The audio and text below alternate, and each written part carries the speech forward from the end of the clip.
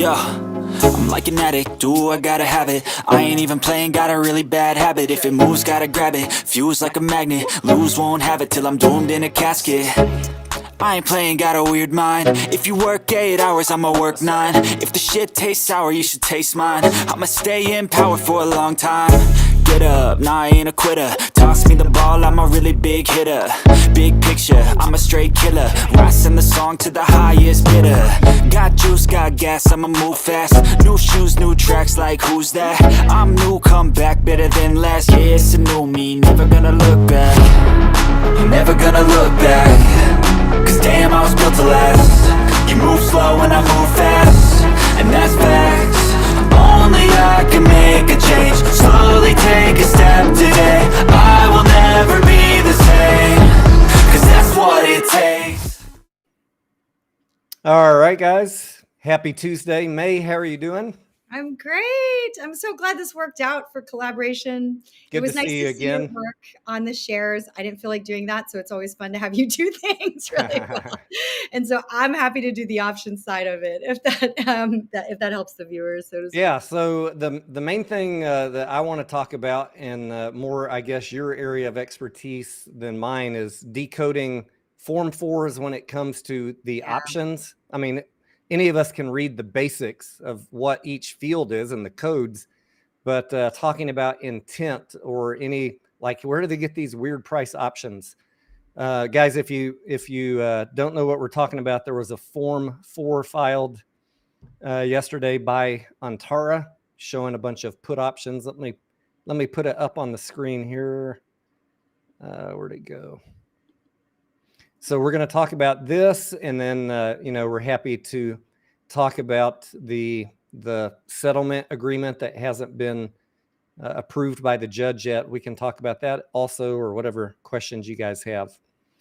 So May, give a shout out to your channel real quick for folks that are joining on mine that haven't seen you before. Yeah, definitely check out my channel. It's just youtube.com/markets with May. Down below, everything is about the same to make it easy. And I do some AMC and then a lot of other stuff as well, just in the way of various fundamental analysis, but it's mostly just my vlog on what I'm researching at a given time. So hopefully that is helpful. Okay, so how do you want to do it? Let's jump in, and I think, as I'm watching the AMC community talk about this Form 4, the general consensus, I think, is just overwhelmingly people are saying, well, they're obviously shorting AMC.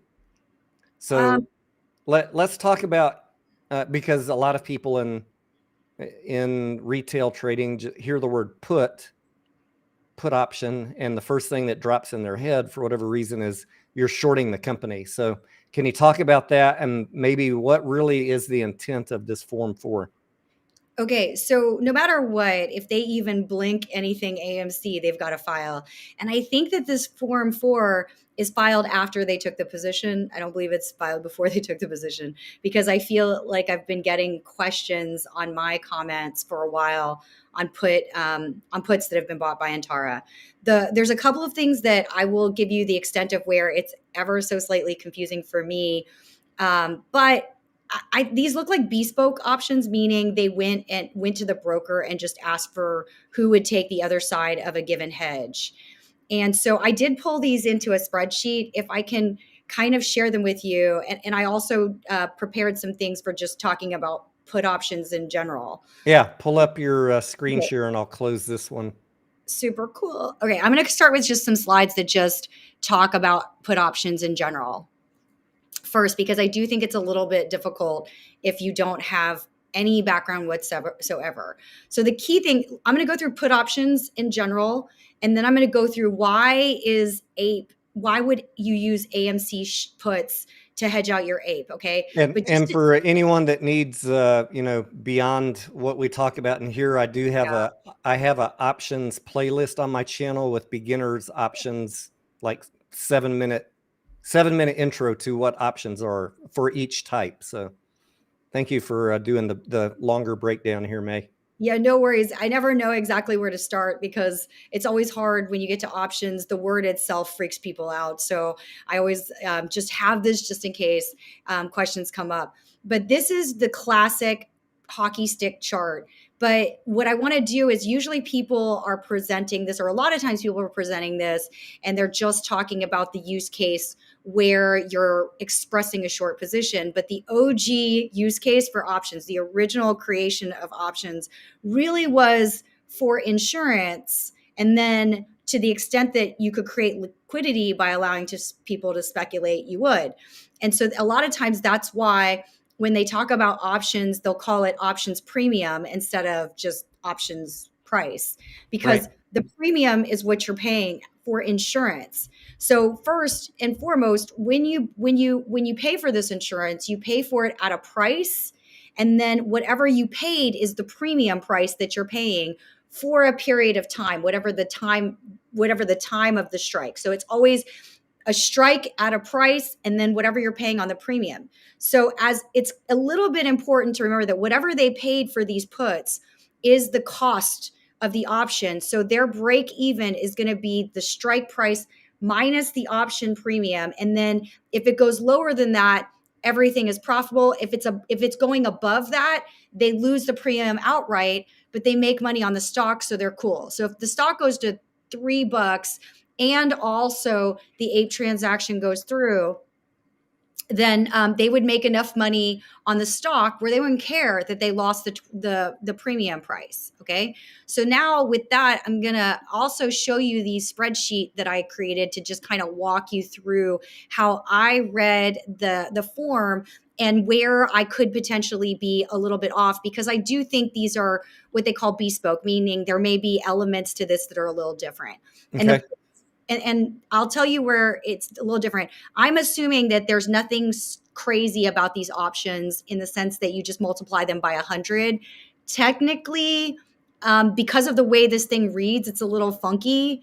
So it's and it just has to do with the common share, and then the options is the same number for some reason. That can't possibly be the case, because that wouldn't be enough shares for it to even matter to someone to bother to do this brain damage of an exercise. So it really, yeah. So, but even then, so there's, and then the other thing that I'm assuming is that these are standard options. Even if they were some other type of option, it still would be the case that approximately this is correct.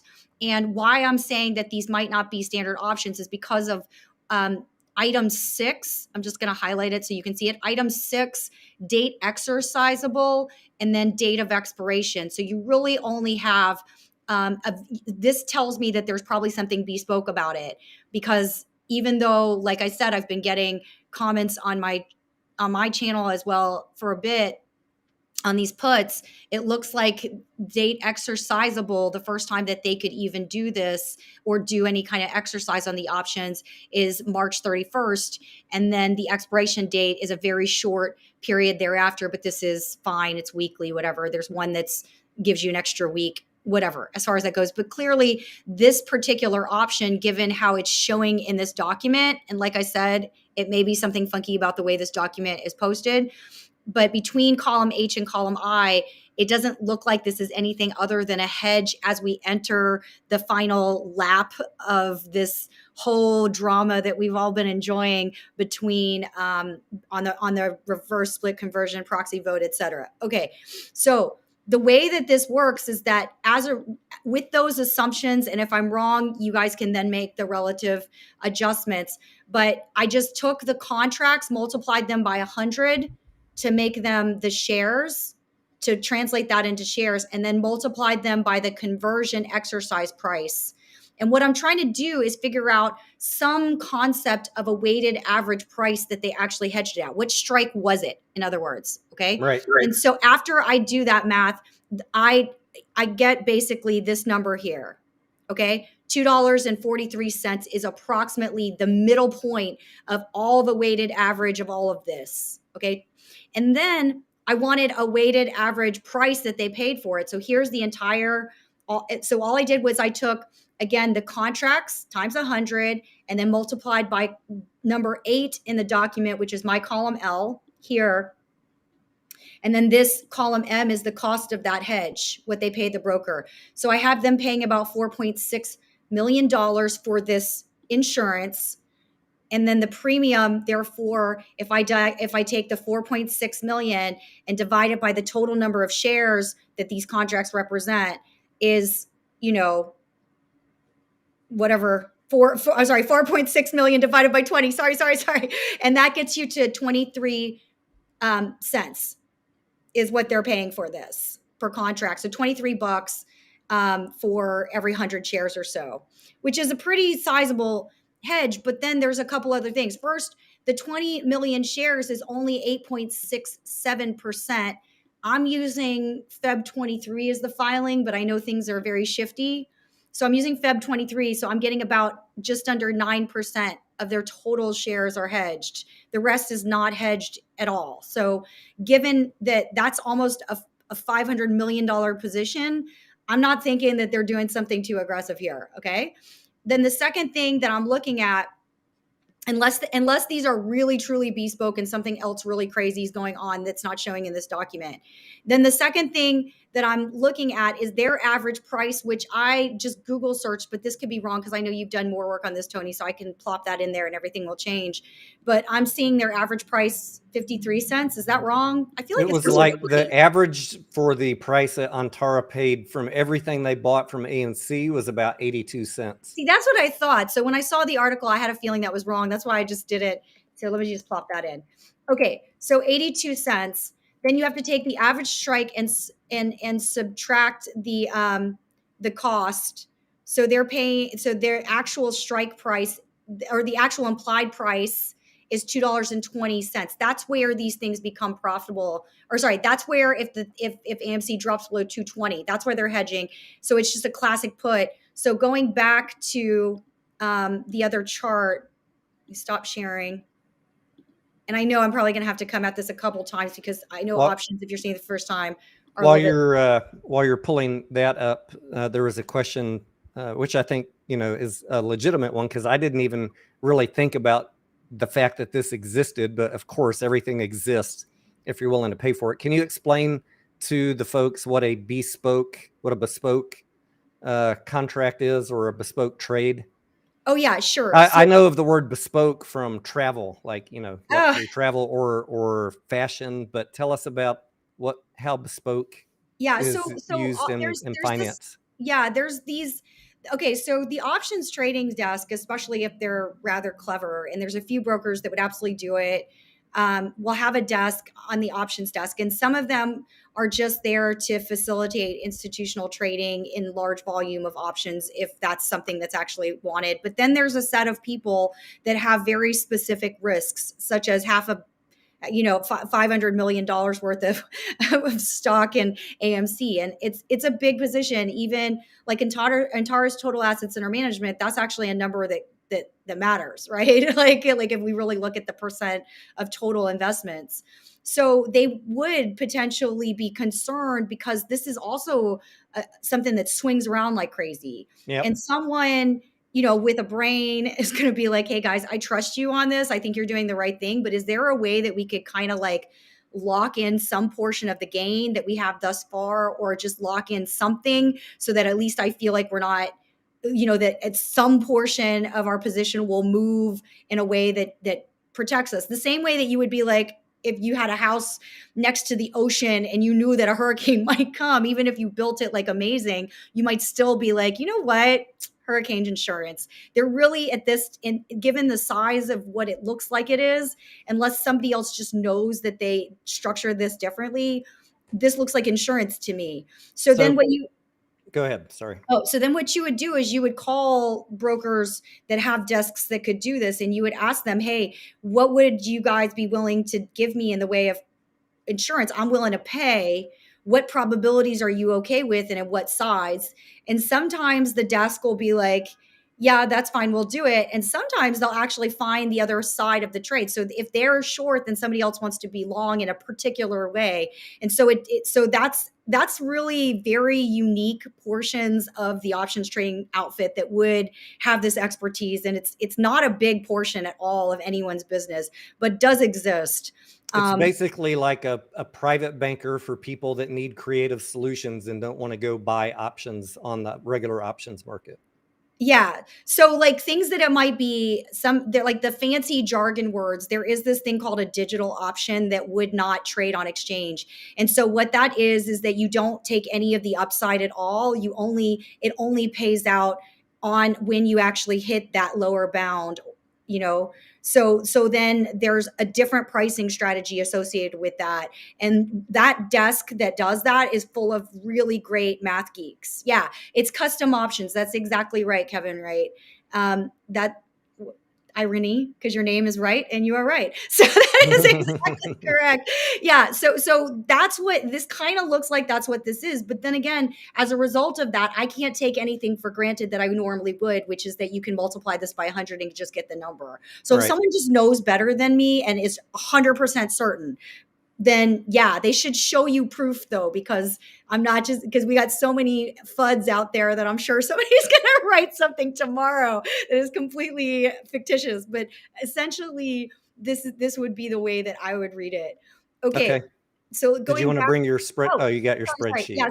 So essentially, this would be the cost that they paid it. You subtract it, and if it goes below that, okay. So then, the reasons that you would. Oh, actually, let's go back to the spreadsheet first just to make sure I didn't miss anything that I also wanted to show there. And then I'll go back to a couple of like reasons and comments, and then we can take outright questions. Okay. So then realizing that at whatever, because it's C19. Yeah. So realizing that at $2.20, it does look a little bit like a pre-sale of $2.20.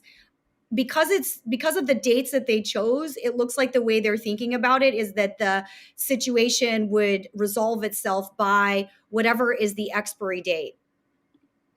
And the expiry date is here, right? So mostly the third week of April, but also potentially the end of April on this one, on the bulk of the options, the 32% of the options that were written were done on the 28th. And so if you just take 220 and subtract it from the 82 cents, because it's 1-for-1, then you would be locking in 168% upside on just that 8% of shares or 9% of shares. That's why to me it looks like insurance. Okay. Now then the question that a lot of people have as relates to why are you doing this if you own APE shares? And that one is a little bit of a funkier answer. And this one, if like given the size of it, everybody, if your home is your biggest asset, you also buy insurance on some portion of what's going to happen. So if this is a gigantic position for Antara, there is someone, either the chief investment officer or the chief head of risk, especially in this kind of crazy market volatility we have with the banks doing what they're doing, is going to say, hey, can you hedge any portion of this for goodness sakes, just so that we're not like totally effed if all this other crazy stuff happens? And then they'll go to the broker dealer and try to do that. But realize here's a couple of things, and I just wrote them out in case somebody is trying to follow along and is better visually. First, there's no puts on APE. So because there's no puts on APE, you can't do it the classic way, which is to sell calls or buy puts to try to hedge yourself out and be much more direct. So then what will happen is the person that's responsible for like front office risk, which is how do I hedge this book, is going to think about literally anything that is related to APE. So they'll look at the S&P, and when they go to do that correlation, they'll see that the S&P, just as an index hedge, has nothing to do with the way APE moves. Then they'll go to the Russell, which is very liquid, and they'll see that it has nothing to do with the way it moves. They'll use that meme stock ETF. It also will be doing its own thing. And the poor guy that's responsible for hedging this will be like, this sucks. My life sucks.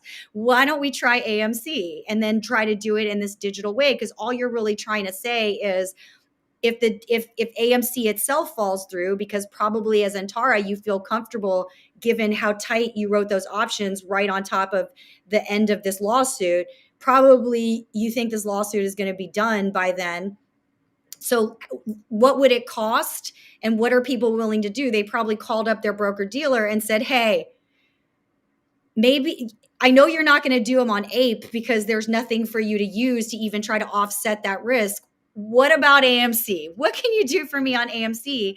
And then the broker, given that there's a number of different ways they might be able to do some funky calculation to make money one way or the other, would then probably come back with something that they can do on their side to protect themselves if they take on this risk, and then be like, all right, this is what we can do for you in the way of insurance. And so that's going to usually end up being on the more liquid instrument, which is AMC by a lot. And the liquidity isn't just the liquidity of AMC, but it's also the liquidity of all the derivative instruments that exist on AMC as well. And so that's why you would go to AMC. However, the underlying assumption in even doing it is that you believe your APE shares will transfer over to AMC. Now, all of the math that I did does presume that it doesn't take into account yesterday's news. Okay. So because of yesterday's news, the hedge ratio that I gave you of 9% needs to be recalculated, which is why I think you guys should check out Tony's earlier video from yesterday. I think his share count is right, but honestly, it's sometimes you stare at this thing until you're crazy. So yeah, so basically, hopefully that clarifies it. And then again, I know because everybody always gets really mad at anyone owning ape. You really need to redirect that. I put together a little naughty list for you. These are the people you really should be mad at. Oh yeah, we got legions of people that are like, oh, you just want X, Y, Z to happen because you bought ape. I'm like, buying ape as it got cheaper and cheaper was like literally the most no-brainer thing out there. So if you didn't do it, don't be mad at us that did. Yeah, this is what's your naughty list? Yeah, this is my naughty list right here. If you were a short seller that created this spread to begin with, you're kind of a jerk, because the AMC in general, people that actually care about AMC surviving, now have to raise capital at a stupid price. If you are a FUD in general, or if you're just a day trader that wanted this volatility to continue because you're having fun trading it up and down, that's not fun for investors. And that's also not fun if anyone's trying to raise capital. So you go on the naughty list, in my opinion. And then if you're just a short seller who's spreading FUD because you just love to do that, you definitely are a jerk and you go on the naughty list, because you make raising capital, which is what this company needs to do, really painful and difficult. So if you want to add some people to the naughty list, that's all I've got for now on that. I would add to the list any social media influencer who just told you ape is awful, so therefore don't support it. Yeah. Like I think they listened to unwittingly or maybe you had it as number 2, FUD, on your list, but yeah, there's a couple of different weird folks out there. It's annoying. Look, if somebody wants to say they don't like the financials and as a result they don't feel X, Y, and Z is going to happen, that at least is fair. If you just fundamentally think that theaters are going out of business, that is your right. We would love to see your research. That at least is like a legit reason. I personally don't think theaters are going out of business, and I personally think that there's a number of things he's going to do to try to allow the business to right size itself. In some cases, it will involve closing down certain theaters. In other cases, it will involve doing unique things with the licensing. But, those are fair arguments. All the other nonsense to me is unfair you got me. Hey, May, let's talk about a couple of the big elephants in the room and see if you've thought about these or if you have any thoughts. Like, I know for myself, and I'm sure I'm not the only one, when the settlement proposal dropped yesterday, surprise, the Antara Form 4 dropped on the same day. So people's mind automatically go to Antara knows what's going on. This was all planned. What are your general thoughts on that? I mean, I think that the company needs this thing to close because, and you've said it in many of your posts as well as your videos, this company has a funding shortfall for sure. And it actually for sure is kind of the wrong words, because they're right on the precipice of being able to be cash flow positive again. It's right. So close. So, but like there's no way to run a business, right? You want to run a business by having plenty of capital to be able to navigate the environment. And in fact, we are in such a weird environment. The smartest thing to do is to try to shore up capital if you can, right? Some of the stuff that they're already doing is so cool. So the idea that they're doing anything other than trying to just get rid of this so they can move forward as a business, to me is, I don't understand why you'd feel that way. It's not in anyone's best interest. Like it wouldn't make sense to me. I don't know. Does that answer it? Like, Well, the actual question I have is, did AMC talk with Antara about, hey, we got a settlement agreement coming out, and Antara on Friday, Antara was like, oh shit, let's go get these puts and get this stuff taken care of. Or it's 9%. People have to find the other side of the trade. So that, like, there's, first of all, who's going to cough up? Like, that's still, I mean, it's 20 million contracts, right? Like, who wants the other side? You have any idea how long it takes to get the other side of that contract? Do you know what I'm saying? No.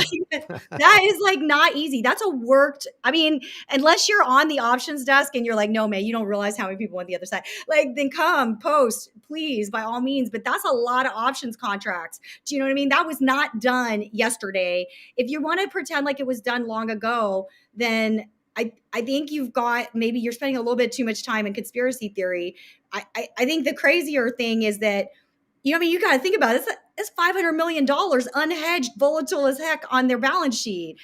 There is no person on this earth that isn't trying to buy insurance on that. And for those who aren't quite sure what we're talking about when we're talking about using, let's just say someone who has no idea about options, give them an explain like I'm five version of how we would use a put option to hedge a position.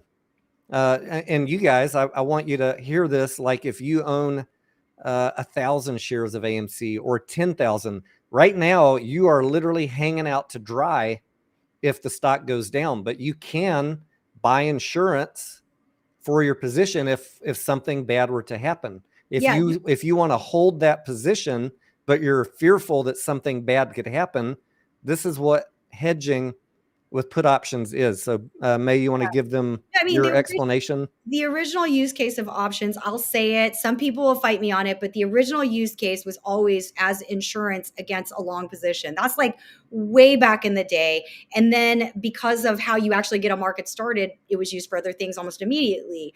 But like it's literally identical to buying car insurance. Most of the time you shouldn't have any problem. And then on the off chance you do, you have this premium that kind of caps what your loss is. You're still paying, by the way, your entire premium up until that point. And because these were done at $2 versus being much higher or something else, and because of where Antara did their purchase price at, it looks more like insurance to me. And probably they started having the conversation when their 80-cent or whatever purchase price already was way over $2. They don't have the right to sell it according to the original documentation. Was it like 90 days, right? According to where the deal was struck. So 90 days from the time they struck it. So they essentially are just pre-selling it. I mean, there's not a lot of extra going on. If it was the whole 250 and someone actually gave them the other side of that, then I'd feel differently. But but it's a small portion. I like that example of a car insurance. Like, guys, if you have your car and you buy insurance and you don't have a wreck for a year, you essentially wasted that money. But if you totaled your car, then that insurance was a good investment. And that's how hedging with options works also. You're worried about something happening, so you buy the insurance or the hedge, the put options, and if the worst doesn't happen, well, you spent that money just like you did with your car insurance, and no accidents happened. But if the stock market gets totaled or your position gets totaled, you're not left with zero and just wiped out. Yeah, and it's still the case that when the deal closes, let's say the deal was to close today, APE would trade up to AMC's price, not the other way around. That's why right now you're getting this oddity that's going on, because the deal is settled, and so the market is trying to find whatever is the actual finalized price between APE and AMC. And I think I've been it's really going to be driven by AMC as much as it's going to be driven by, well, no, it's really driven by AMC. There's no other discussion about it. So Ape will either trade up or AMC will trade down for the next little bit. And then it has to do with the fundamentals of AMC. But regardless, if you think about it, AMC still closed like way over 350. What did it close at today? Like 373?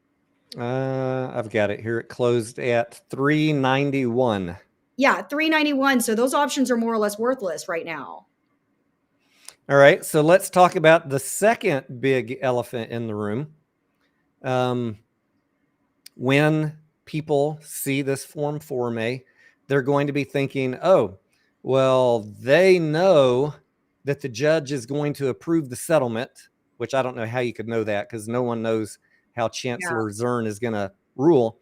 But they know that the judge is going to approve the settlement this week, and therefore they know the reverse split is going to happen and dilution is going to immediately follow, and AMC is going to tank by 421. I guarantee you, May, there's people out there tweeting that and making videos about it. Like, this is all planned. They want to capitalize. It's much better marketing if they just keep it up. I think they're bad for adding the one. What's wrong with them? Like, sorry, I'm just saying. I mean, I don't know how that thought, that people are saying that strikes you, but that's making an awful lot of assumptions, right? You've got to assume you know what the judge is going to do and when, which none of us know. Even the guy that I follow that follows the Delaware Chancery Court said that it's not a slam dunk that Chancellor Zern is going to accept this settlement agreement. I was reading his blog last night. I was thinking, well, if the parties agreed, it should be pretty much a slam dunk. But he said of all of the chancellors on the Delaware court, like Chancellor Zern is the most likely to say, hold up, you guys made all this big deal about this thing, and now you just want me to say, okay, she might not approve the settlement right out of the gate. So, maybe it is a slam dunk, maybe it's not. But to make a $4 million bet, not knowing what the judge is going to do. Okay, I don't have strong feelings about that. Regardless, your risk manager is going to ask you to hedge that. Like, I'm just telling you now. That's what it all really comes back to, right, guys? Institutions are not going to leave hundreds of millions of dollars out there unhedged. Yeah, if they're smart. My suspicion is they probably wanted to do a lot of it as much as they could, and that this was just the cap. Like, no one wanted to take more than the other side at this size. Is my guess. I mean, like, if somebody knows better, you can't know everything in this marketplace, but that would be my gut reaction to the fact that they hedged this small little baby amount. I'm like you. I can't tell what legal is going to do. I have no idea. Do I think they further dilute afterwards? I don't think people were confused that they still needed to come to market one more round. But some of these numbers, 15 billion, like, you guys need to lay off. You need to lay off I know we legalized it in a lot of states, but maybe you need to take a half a step back. I think that was all 400 million shares sold at, what would that price be, May? $40 a share? Yeah, I don't know what they were thinking.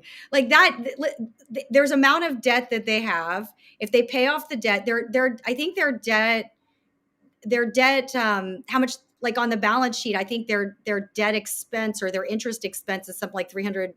It's like 100 million, something like that. It's the debt expense that they have. Hold on, let me just look. The debt expense per quarter. Per quarter, yeah. 80 million roughly. Yeah, so about 4 times 4. Yeah, so like 300 over 300 million a year, right, is what they pay.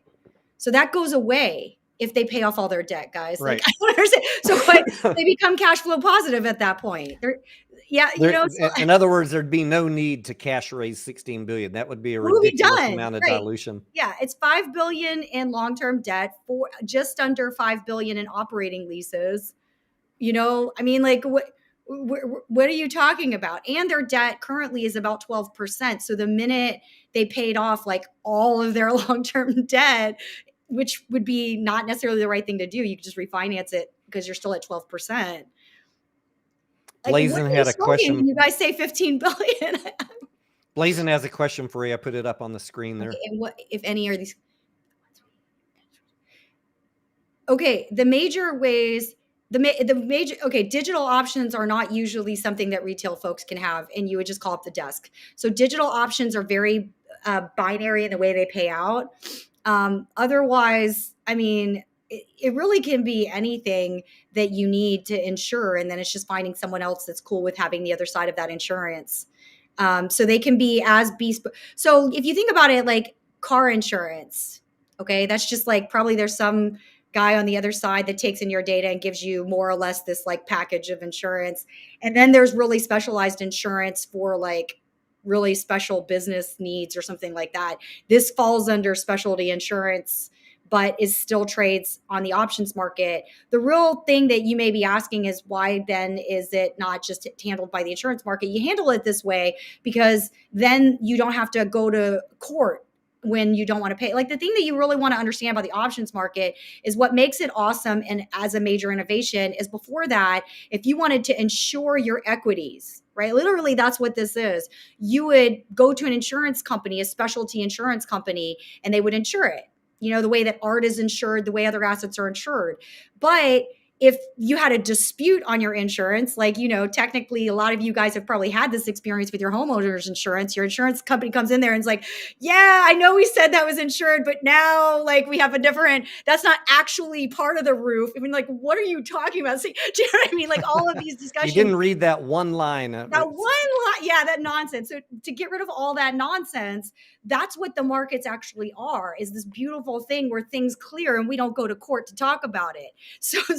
So specialty options or specialized custom options have that attribute to them where the contract is still within a very particular format. You sign it and that's it.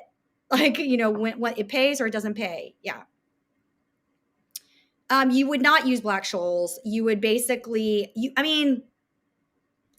yeah, let me just say it that way. You would not use Black-Scholes because that's probably the right answer. Don't want to misspeak. Because technically Black-Scholes is a very particular equation to describe a very particular thing. However, you essentially would just, you would need to understand that equation and then you would modify it for just one payout. It's particular. It depends on exactly how that contract was written. Let me say it that way. Let's not try to get too complex because we do get beyond. At some point, this math does get harder than I can answer it. But May, we're going to need to know this when we go to our broker and ask for the bespoke options desk. We're going to need to know these things. They're not going to do it, but you know what? Honestly, the math does get more complicated when you're not using the standards stuff. There are definitely people that are way smarter than me on that. I'll just give it to them. At that point, I'm a dumb trader. I'm good. Like, so. What other thoughts, May? I talked about this on my live stream last night, but I'm sure there's a lot of people that don't want to go back and watch a 3-hour live stream to get this little tidbit. There were a lot of questions yesterday, and so I'd like to hear from you. I already gave my answer last night. Why? People are wondering, why did AMC drop after hours yesterday when the news came out about the settlement? Why did APE go up? And was this people shorting? Was this manipulation? What are your thoughts? 20% down on spread. AMC, 20 up on APE. Yeah, I mean, there are going to be people that are going to play this because basically if it goes through, the price of APE and AMC have to merge. And that goes back to all the other stuff that both of us have done on implied price. So, you know, the two have to become one. Ultimately, when we say the two becomes one, it's really APE becoming AMC. So either APE is undervalued at that point or AMC is overvalued or anything in between. But ultimately, if it goes through, I think it's probably, and I think I don't remember from the document because that was the document that was filed last night. I think the timing is as soon as this court case is done, it would be that the close of that day. Is that what it said in the doc, or I can't remember. We might need to double check that. I don't want to put you on the spot. What was the question? Did it say what? So like between now and whenever the judge rules is it. And then as soon as the judge rules, I think it's close of business day. Well, right? AMC had been telling us before the vote that if the vote passed that to expect the reverse split and the conversion the next day. Yeah. So that was my presumption that if the judge ruled accepted the agreement, the settlement agreement, that they would try that same thing. But Then someone else wrote an article, surprise, that someone has already wrote an article by this morning or last night that the judge already accepted the agreement and it'll all be clocked in 10 days. I haven't seen that. I've just seen an article. So I need to see official communication from the Delaware court or from AMC or an 8K or something. I don't go by what Marketplace wrote. Yeah, that's smart. Okay. Yeah. So we don't know the answer yet at this point, but it's imminent because it's somewhat imminent. So here's the thing. Somewhat imminent with all of the other caveats that we put on it. Your issue is really this. Let me simplify it a little bit then. Your issue is this. The spread between APE and AMC is still crazy wide. I want you to just, for context, look at the spread between Activision and Microsoft, something else that I'm cooking up, right? The spread between Activision and Microsoft, that deal has been pending since last year. And the spread between them is like not that between the closing price, which is $95, and the price it's currently trading at is $85. And that's like the lowest it's gotten is 76. Okay. It's not like 300 times, like, it's like crazy. Like this spread, again, there's a reason those three people are on my naughty list. It should never have been this wide. Okay, the spread at $5.10 and $1.40 to me was out of whack. Right now, I think we're very close to the arbitrage formula. Yeah, I'm saying APE at 50% of AMC, it's baked in because of the difference in the floats. Oh yeah, like as of today, right? Yeah, that makes right sense. now we're close to baked in. Yeah, there's with not a whole little lot bit of left, just in case this thing does. There's a little bit left as I'm looking at 390 and 169. I mean, there's a dime there on APE, or a dime that for them to move, but they're pretty close to where they need to be. Yeah. So the market is telling you that the judge is not has no incentive to stop it. That's what the market's telling you. The vast majority of my experience with the courts is if the parties have agreed, the judge is going to sign off on it because they don't want to tie up the system. They don't want to tie up the system hearing a case when you've already agreed. Yeah. Sidebar, you've already agreed. Why do we need to have hearings and a trial and yada, yada, yada? So unless she has a point to prove, really strong point, to prove, then I think it's done deal. May, a lot of people are saying Adam Aaron is settling because he doesn't want to be deposed.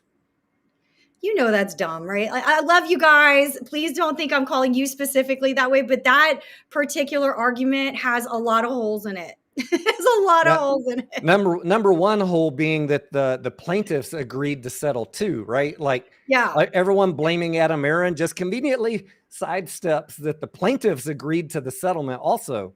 And the plaintiffs were originally the ones that were dragging this out. They were the ones that didn't want to be deposed. They were the ones AMC had to file a motion to compel deposition.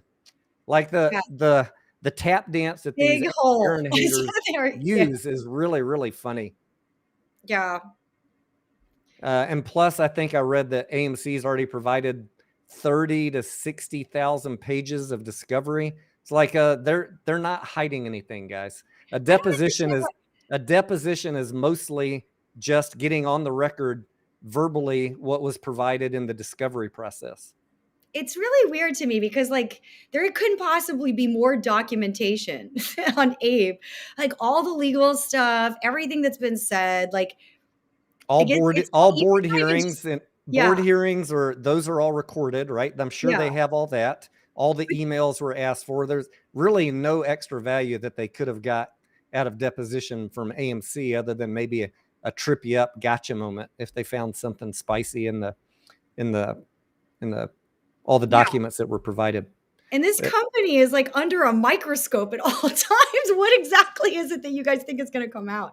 I don't know. It's exciting to see. What else? What else has been going on? What other questions you guys have? See. Oh, you know what? This is a good one just to remind people of, right? On the 10-for-1 reverse split, what happens to the options? Let me put it up on the screen here. Yeah.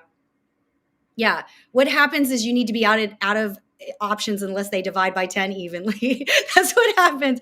Because here's the thing, it's very clear what happens to fractional shares in this situation, but options aren't, like, they are technically a synthetic. So it's whatever the broker wants to do. You do not want fractional options, guys. It is such a pain to get rid of fractional options. First of all, you have to call the options desk 90% of the time, unless you've somehow got some really clever relationships with the options desk. And then it's voice broker to get rid of these fractional option positions. So if your options don't divide by whatever the reverse split, you need to get out of them. If you got 7 contracts, no. Okay. That's a excellent point. I didn't even think of. And the other thing that we're trying to figure out that I just have been telling folks, I'm going to wait for the OCC. How is the market cap of APE moving back into AMC going to affect all of these options?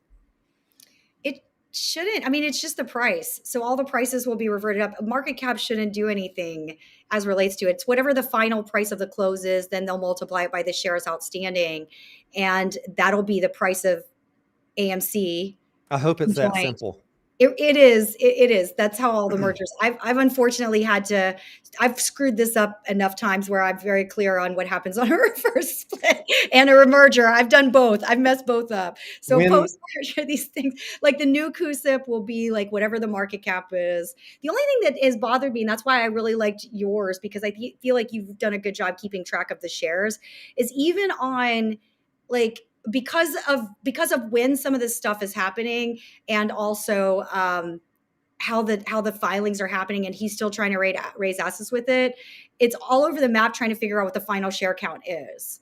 Do you know what I mean? But ultimately, because most of the reasons the share counts are reading, number one, incorrectly in every single data feed.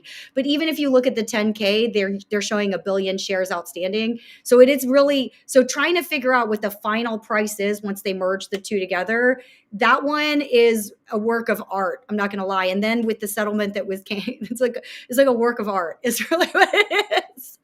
So you're showing 156. This is my spreadsheet. Yeah. This is the column right here. I've got a couple comments that I was off by 1 share or by 10 shares. I'm not, maybe I am. Maybe I am. Rough community. And I appreciate the attention to detail. I will go in and double check that and fix it. But we know from the 8K that the AMC said they had 519 million AMC shares. And we know that after the split, that'll be divided by 10. So in the 8K, it said that it'll be 51.9 million, not 519.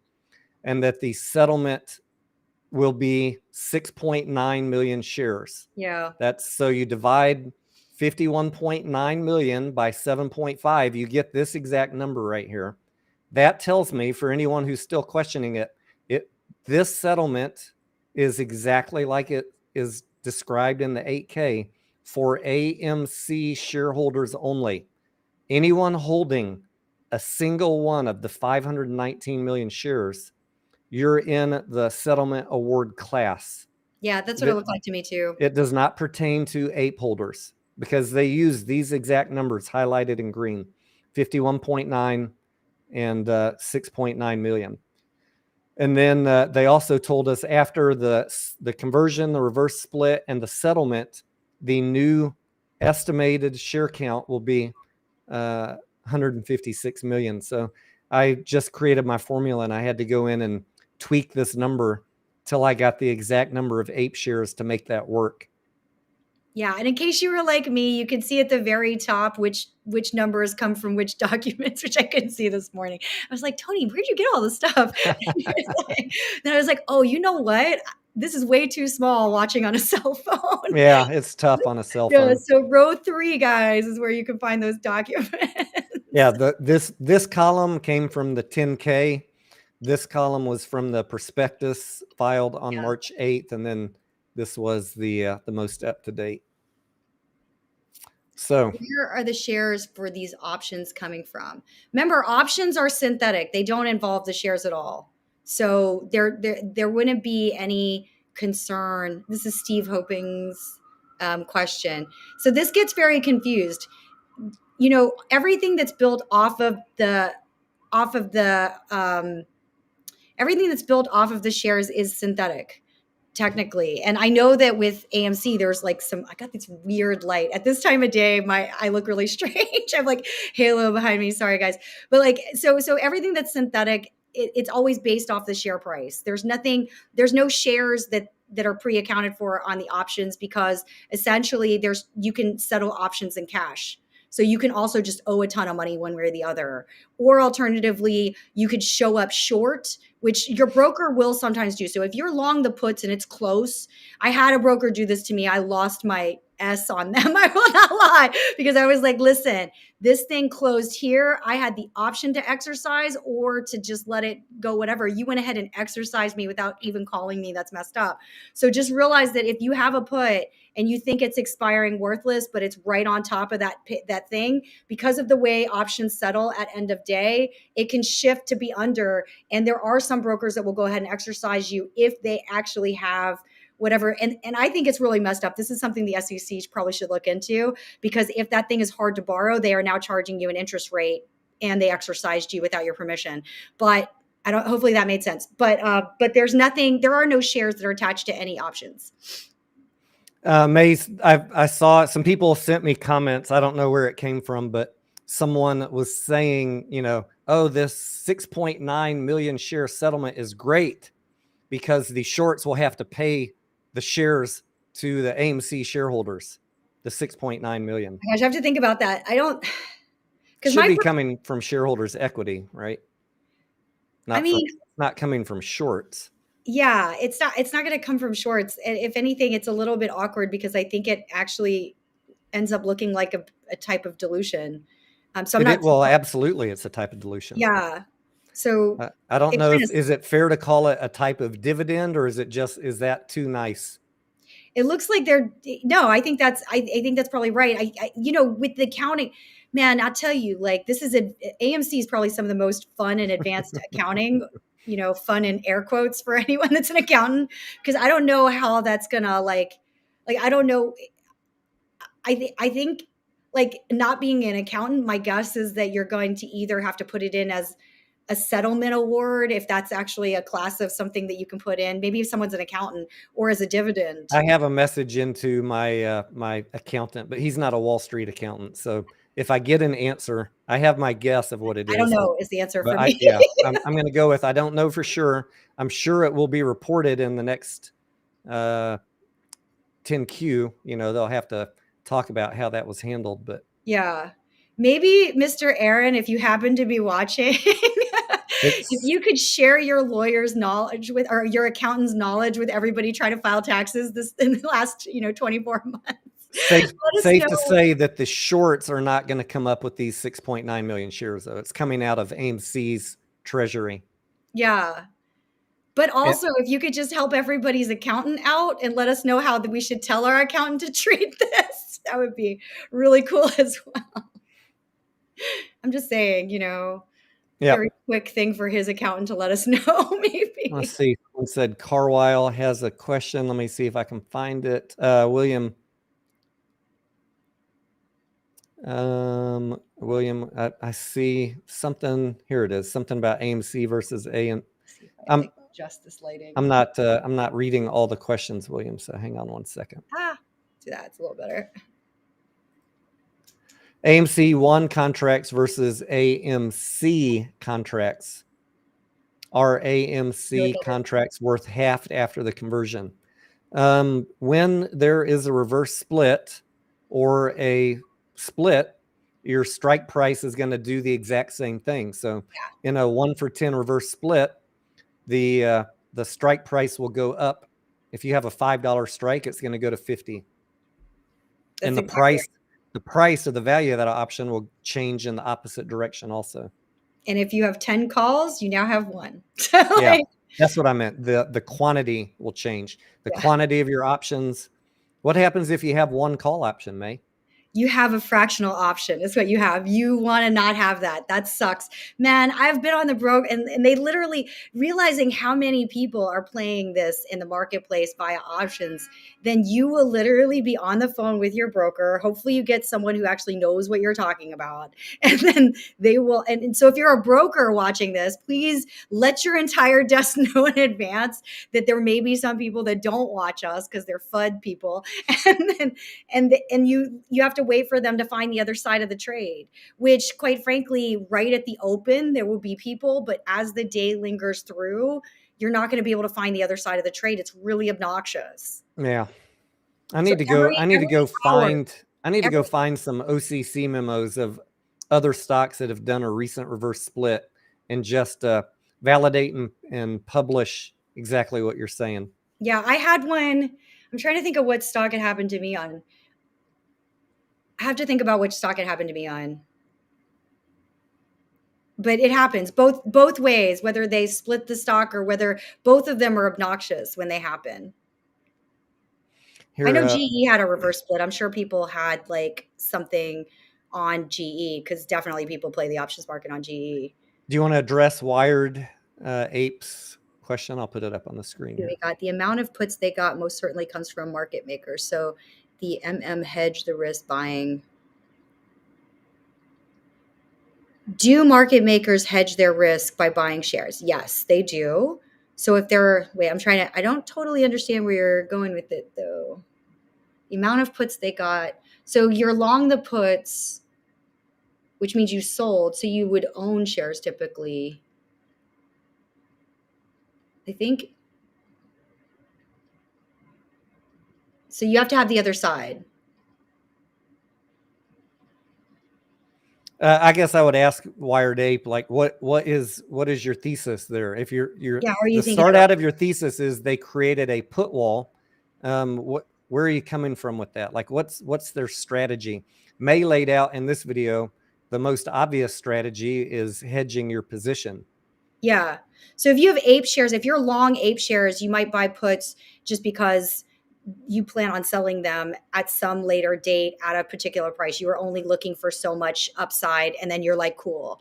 And in the case of Antara, because they own the Ape shares at like 80 something cents, that's a lot of upside for them. So they're happy to sell whatever portion they can, just to start to kind of pare down this gigantic position. And quite frankly, I wouldn't have been upset if it was even a little bit bigger, because that's a wall of Ape shares and AMC shares that ultimately, I mean, the thing is, they're special situations. So they may, it is possible, especially since they own the debt, it is possible that they think this thing will come through it. And so some portion they'll still maintain as the company continues to come out of whatever situation it's in right now.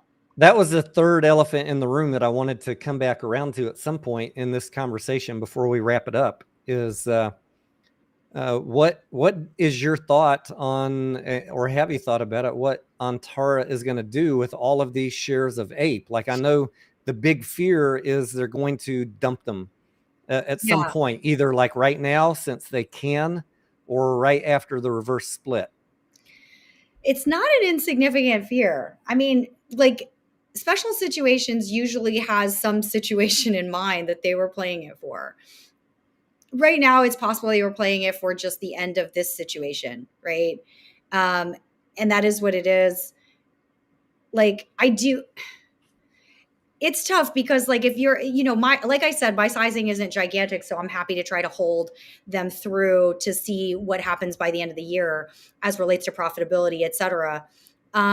Originally, these guys were lenders to AMC with the belief that they would be able to pay back and then just charging them high yield debt prices, which is from when rates were at 0%, given some of these bonds are at 12% with optionality, with embedded optionality to then, have shares if it didn't go well. It's not the worst special situation I've ever heard of, to be fair. What would then happen thereafter? It depends on how they're seeing the play right now. I don't know. Do I think that there's a possibility they sell some of their shares?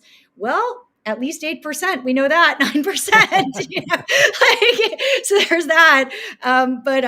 But I don't know the answer to it. I would suspect that what commonly happens, and this happens with a lot of stocks, is they'll hold it for a period of time. They have some horizon over which they'll see that things start to work out and then bleed the shares gently into the marketplace. Or alternatively, you'll see them buy puts from time to time just that presume a certain selling price, or sell calls once once the shares are conjoined, they can then do it the more normal way, which is sell calls against their position, so that it is, you see the price that they're trying to get out at. I was thinking that they were going to slowly bleed them out too. I mean, because they have a big position, they don't want to just crater the price. But then That's not in their there was that filing a few weeks ago. Do you remember they sold like 40 million in one filing? And I was like, holy hell, what is going on here?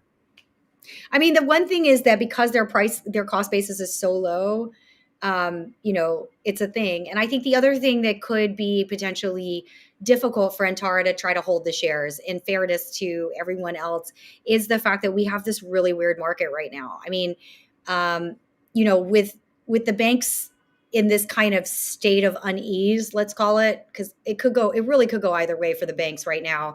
Anyone that thinks that we're totally out of the woods is really, they're a very special optimist. Okay. We're unfortunately a little more cynical over in AMC land. So I think you've got earnings season for the banks starting on April 14th. And then we will know once and for all who's going to do what to these poor banks that are trying to figure it out. But as a result, anyone that's of this class, which would be, so it affects, and I have a video on private equity as a result of this. So anyone in private equity, of which distressed debt sometimes is associated with a private equity type function. I won't try to go through it in too much more detail, but distressed debt as well. These two specific players within the hedge fund community would right now like to have a lot of cash, just because if things go truly south within the financial industry, there will be a lot of opportunities that just from a return on investment perspective are lovely. And so that there's not really another way to say it.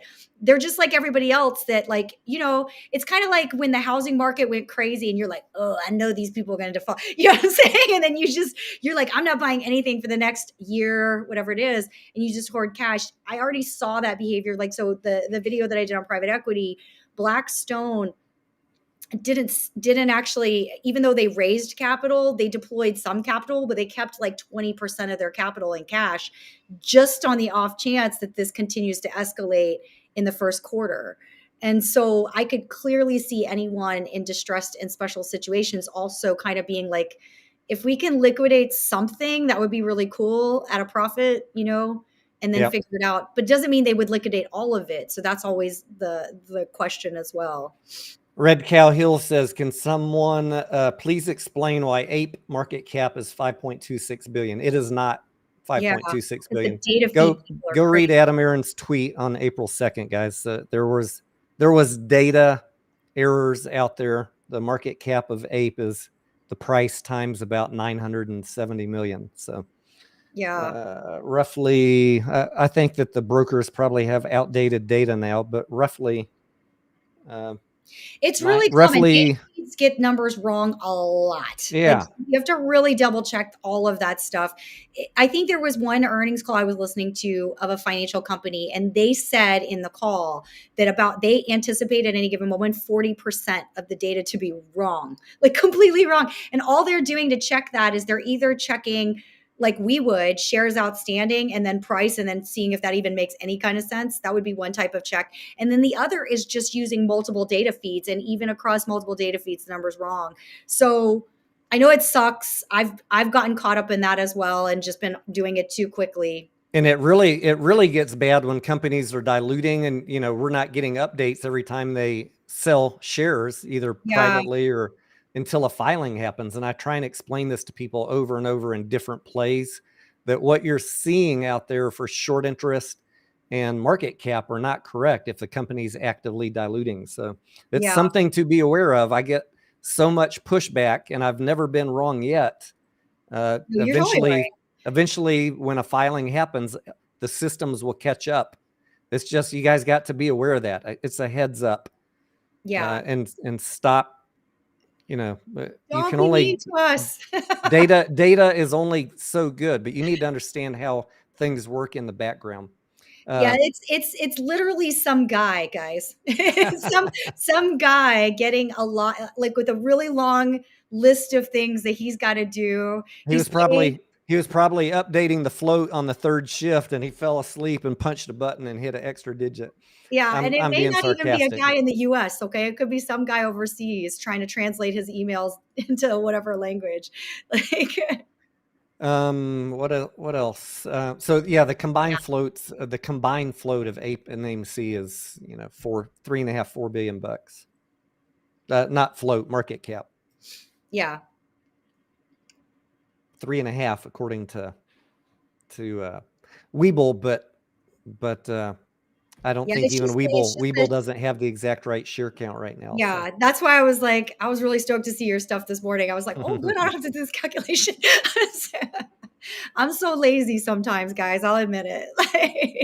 Like, all right, we'll take one or two more legit questions. Legit meaning you're not just here trolling. There's a lot of troll comments which are purposely being skipped over. Trying not to block anybody, but you know, we're here for people that actually want to get some value, you know, because you want to understand if you are going to stay in this play or not. This is information sharing, guys. We're not here to tell you to buy, sell, or hold. But for those of you that are making your own decisions, sometimes you don't understand all the filings and what's going on. That is what, you know, that is what I hope to do, to help educate you. What do these filings mean, so that you can then make your own choices about what to do with your investments. yeah, I feel like we got most of the questions. Most of these are you guys teasing me. So funny. Oh, what is your drink? What is your drink, May? Oh, Show it's me. black cherry ginger ale. Show me. Oh, no, it's gone now. I just had it, Was but it in a cup or a bottle in or a a jar or what? glass. Oh, okay. I Yeah, it looks always like put you're like my drinking a drinks in daiquiri or decent something. glasses with straws. Look, life is really short. You should enjoy what you're drinking. Black cherry ginger ale. It was two, two for $4.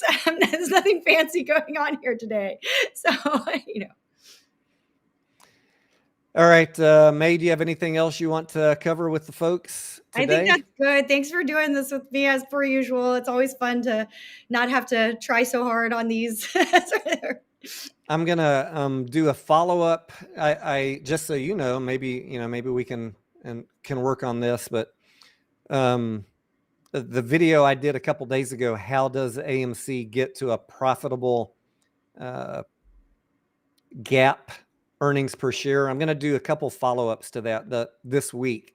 Number Cool. one is, because we all know in finance side, like there's gap earnings per share, but there's also operational profitability, right? You can be profitable operationally even if the gap earnings per share has a negative number, because you got depreciation and amortization in there on the income statement. So I'm actually kind of cool given how high taxes have gone if they stay gap negative but free cash flow positive. I know that sounds horrible, but use all that depreciation, guys. Enjoy it. All those L's, take them against taxes so the shareholders win. That's all. So I want to provide a little bit more warm fuzzy to people, you know, that we don't really need to hit 2.75 billion in a quarter in domestic box office to actually be profitable. So that video is coming. And That's then awesome. another request that people had is, how would the reverse split affect the share count on the income statement and then the calculation of earnings per share? And I think that's another good little sideline quickie video. So those will be coming out. That's cool. That's awesome. Cool. All right, guys. Sure, May has a lot of other work to do. I do as well myself. Thank you for tuning in. Thor Bladed says, rocket or bust. All you negative Nancy's need to go do DD unless you're a bunch of shorts. Thank you. Thank you, Thor Bladed. Guys, as always, I'm going to